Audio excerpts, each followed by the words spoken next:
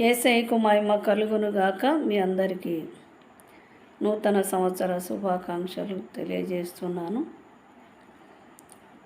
దేవుడు మిమ్మల్ని అందరినీ దీవించునుగాక. ఈ యొక్క సమయంలో వివాహ బంధం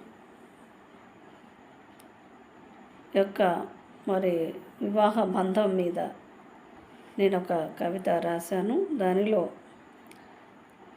భార్యాభర్తలు ఎలా ఉండాలి అనేది తెలియజేయబడుతుంది. యేసయ్యకు మహిమ కలుగునుగాక. ఈ యొక్క కవిత అందరికీ ఉపయోగకరంగా ఉంటుందని ఆశిస్తున్నాను.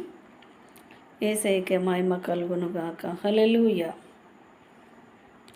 పవిత్రమైనది వివాహ బంధము, ఘనమైనది వివాహ బంధము.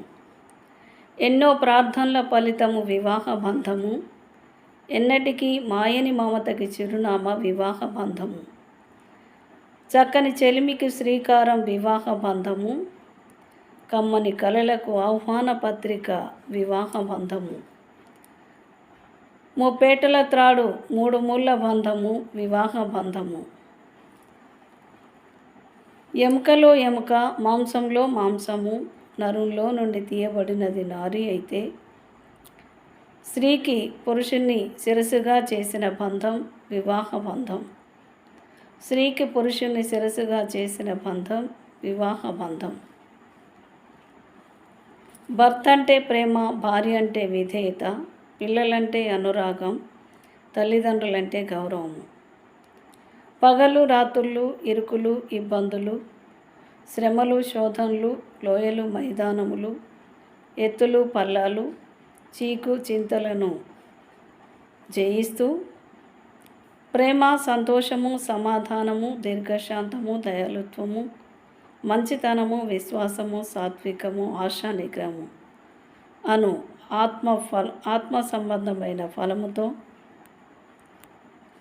మనసులో హృదయానుసారులై, చూపుల్లో చెలికాండ్రై, మాటల్లో మమేకులై, కన్నీళ్లలో ఓదార్పులై, సద్వినియోగంలో జ్ఞానులై, పరిధిలో హద్దులై, హృదయంలో శుద్ధులై, మనస్సాక్షిలో సాక్షులై, ప్రాణములో ప్రాణమై, ప్రేమలో పిపాసులై, పాటలో పల్లవిలై, రాగంలో తాళములై,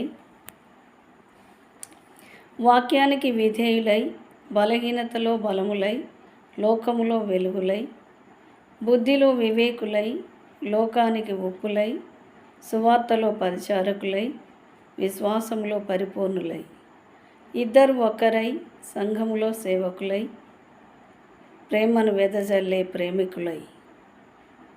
భర్త ప్లస్ దేవుడు ప్లస్ భార్య ఏకమై ముందుకు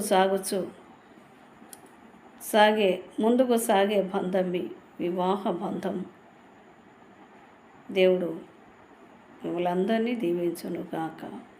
ఆమేన్.